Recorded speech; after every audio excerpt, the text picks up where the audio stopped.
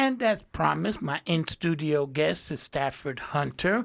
Want to thank you for coming in. I know you have a busy schedule between rehearsals and all the other duties you have as a musician.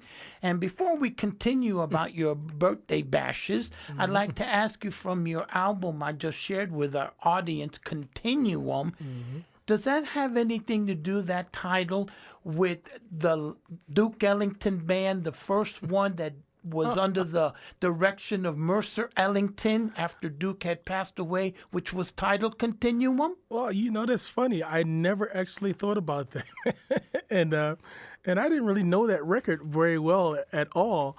And for sure, and Slide Hampton actually has a record called Continuum as well. I see. And which I was totally unaware of. I was just thinking the continuation of this music and handing it on and trying to progress the music and about all of those things, and even myself, even just in continuation and try to progress and get better in every way, even just being a human being, and that's all that's about.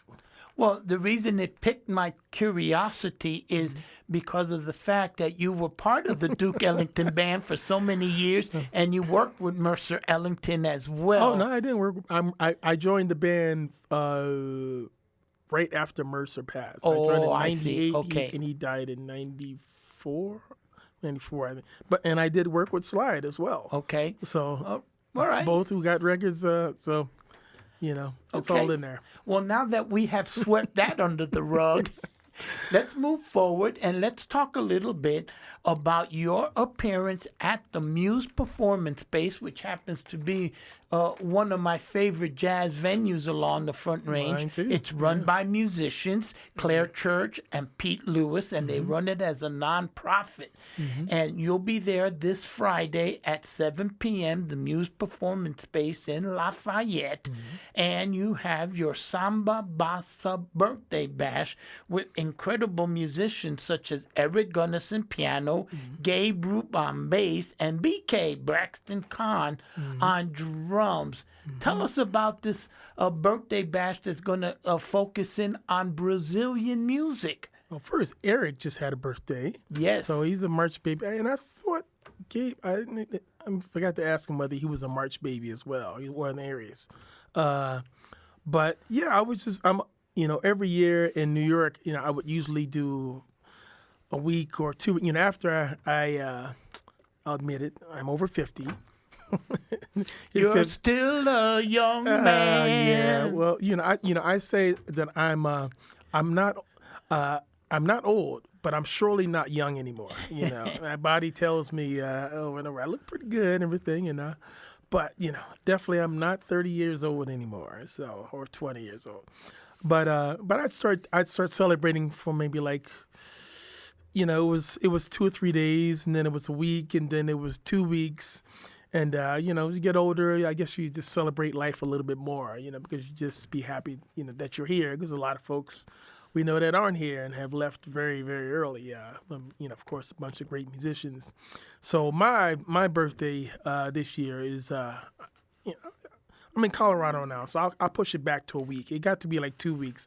And I would do maybe like within 2 weeks, I'd do maybe like 7 to 10 gigs, in New York that are just surrounded around me, me and celebrating me or whatever.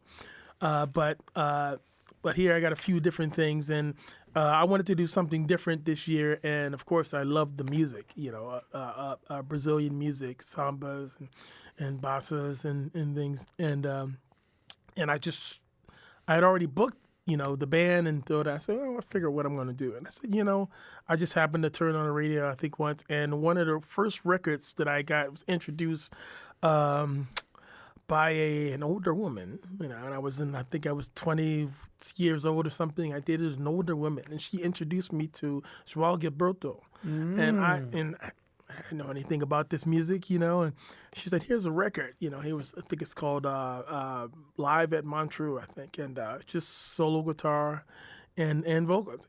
And man, I still have this record to this day, and it just blew my mind. It's packed.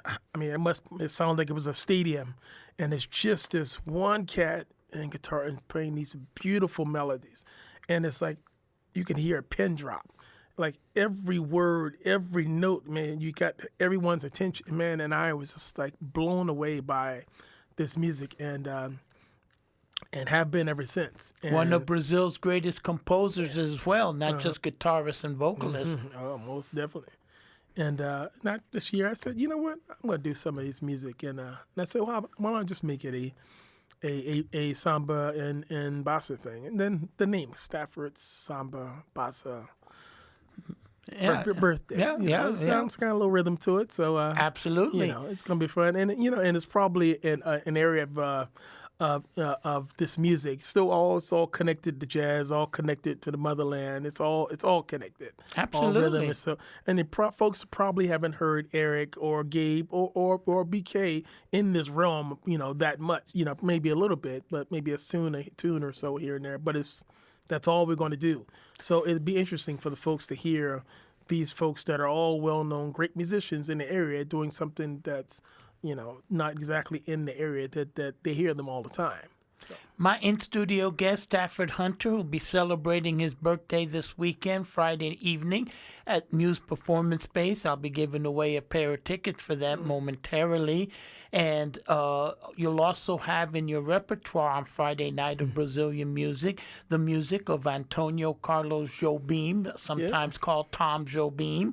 And I think you're going to do a couple of Duke Ellington classics in a Brazilian style, if I'm not mistaken. Yeah, I got to finalize it now today. So you're still working on the playlist. And, but, you know, it's going to be a few surprises. I mean, I just clearly known that João Gilberto is but the influence that popped into my head for this thing. But of course, you can't play any Brazilian music without talking about the king, you know. Absolutely. You know, Joe Baby, you know, and then I just thought, so, well, of course, you know, I always, you know, owe a lot to do, and we all owe a lot to Duke Ellington, of course, the whole history of this music, the whole beginning of this music. And so I always try to do some things connected to Duke, but we're in this town, you know, and he loved difference. He loved to try to do something different with the music, you know, from all I heard from all the great cats that have played in his band, a bunch of the older elders that I've met throughout the years with the Ellingtonians. And they said, yeah, he'd love to experiment in things. Sure. And so there's going to be some Duke in there. Going to be some few other surprises as well. So, the Duke recorded the Latin American Suite album that had music from Latin America, including Brazil. Yeah. And in addition to your Friday night show, you are on Saturday night. This is especially good for the salsa dancers who love to dance. La Rumba is the #1 salsa club in along the Front Range. They're on 9th and Acoma, and you'll be playing with Orquesta La Brava, a hardcore salsa band, and that will be at 10 o'clock. You've been playing with this band numerous times over the years. Yeah, I've been with them for a couple of years. My main man Leo Corona connected me with them because he knew that when I moved to New York in 1990, it was pretty much salsa. Salsa was everywhere. You could walk down the street carrying an instrument. Somebody would walk up to you and be like, "Hey man, you read? You read? Man, I got a gig for you." Hand you the card. You're thinking, "Oh man, you know." Nobody's gonna call, and then 2 days later, he's like, "Oh man, you know, be here, da da da da da," and you got a gig. So you could come to New York and immediately work. So I worked with so many salsa bands, and so it was just always part of me and everything. And then I stopped for many years, and then I came here, and I said, "Man, you know, I miss the music, man. Is there a scene?" And Leo said, "Hey, man, I'll connect you with a band, and we've done a few hits together, and everything with that and others." Well, talking about Leo Corona Munoz, who you just mentioned, turned you on to the salsa scene here in Colorado. You'll be playing with him as one of your bandmates when you take stage at what is now the Pearl, formerly the Mercury Cafe on 20th in California, because as part of the Denver Jazz Fest, the inaugural year of this amazing fest, you'll be playing with Colorado Mambo Orchestra. go. And there'll be dancers coming in from the Salsa Congress of Aurora. They'll be giving dance lessons before the show, and then they'll be dancing throughout the night to the sounds of the Colorado Mambo Orchestra. Saturday, that's April the 4th, and it all begins at 7 p.m. with salsa dance lessons, followed by the Colorado Mambo Orchestra, led by pianist Raul Murciano, who was the founding pianist of the Miami Sound Machine. And you have played with them several times over the year at different locations. So we look forward to having you go Barry Rogers on us on the trombone in the salsa band. Man, and it's still within my birthday week, so we're celebrating. So come on down and celebrate my birthday with the Denver Jazz Festival as well. All right, and we want to thank you again, Stafford, for coming in. Oh, and I just thought about as part of if you're on social media, if you're on Facebook. They give you a great option if you want to celebrate your birthday and make and connect a nonprofit organization.